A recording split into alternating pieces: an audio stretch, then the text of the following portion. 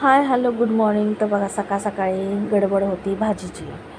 तर आज होता सॅटरडे. तर काय बनवू, तर बघा पनीरची रेसिपी. मस्तपैकी पनीर फ्राय करून घेतलं मी तेलामध्ये कडक. का तर कसं कच्चट पनीर मुलं खात नाहीत, तर अशा प्रकारे बघा पटापट मी फ्राय करून घेतलं का, तर त्याला पण मस्त चव येते. आणि असं पांढरं असं कच्चं पनीर खाल्लं तर मुलांना आवडत नाही. तर बघा दोन्ही टाईम मी थोडं थोडं करून असं पनीर मस्त फ्राय करून घेतलं भाजीसाठी. त्या साईडला बाजूला मी साईडला पाणी गरम करायला ठेवलं होतं. का तर हे पनीर मी फ्राय करून थंड करायला ठेवणार होते. थंड मीन्स म्हणजे गरम पाण्यामध्ये परत असं फ्राय केलेलं पनीर जर आपण ठेवलं ना, तर मस्त सॉफ्ट होतं आणि छान टेस्टला पण छान लागतं. तर बघा दोन्हीही साईडला मी पनीर थोडं थोडं फ्राय करून असं त्या पाण्यामध्ये एक छोटासा डबा घेतलेला, त्या डब्यामध्ये फ्राय केलेलं पाणी मी असं गरम पाण्यामध्ये ठेवून दिलं. आता त्यानंतर त्याच तेलामध्ये बघा मस्त कडक ऑलरेडी कडक तेल तापलं होतं, म्हणून त्याच्यामध्ये मी जिरं मोहरी अशी मी फोडणी देत होते.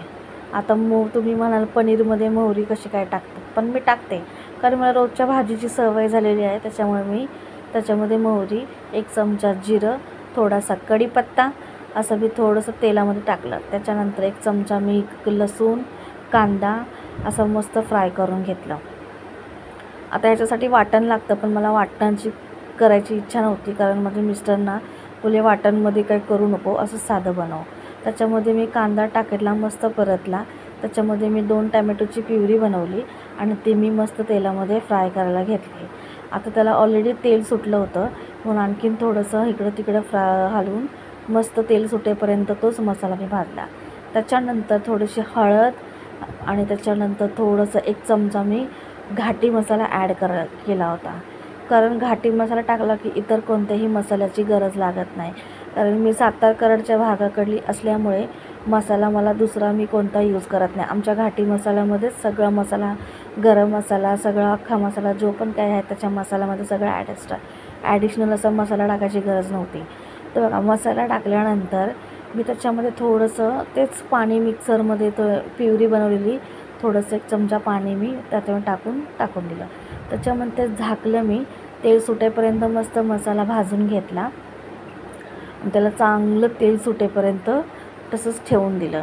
तर त्यानंतर बघा 1 वाटी मी वाटाणा सोलला होता, त्याच्यामध्ये ॲड केला.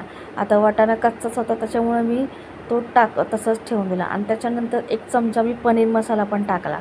कारण तिखट मसाला मी खूप कमी प्रमाण टाकल्यामुळं पनीर मसाल्याकडेच होता, म्हणून तो मी सगळा त्याच्यामध्ये टाकून दिला.